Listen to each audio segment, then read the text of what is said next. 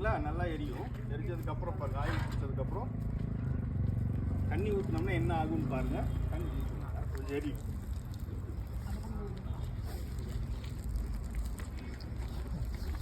எரியும் நல்லா பிடிச்சிட்டு ஆயில் எரிஞ்சதுக்கப்புறம் அது என்ன ஆகுதுன்னு பாருங்கள்.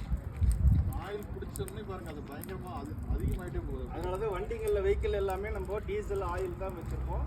நம்ம அதை முறையாக பராமரித்தோம்னாலே உங்களுக்கு வந்து தீ விபத்து வந்து 99% வந்து ஈஸியாக தடுத்துடலாம். இப்போ உங்கள் தண்ணி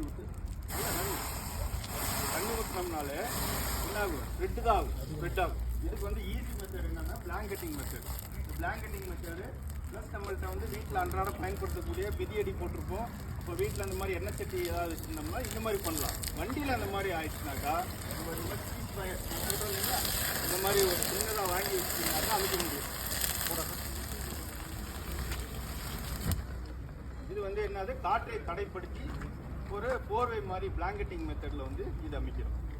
யாராவது ஒருத்தர் வாலண்டியர்ஸ் வந்தீங்கன்னா அனுப்பிச்சு பாருங்க.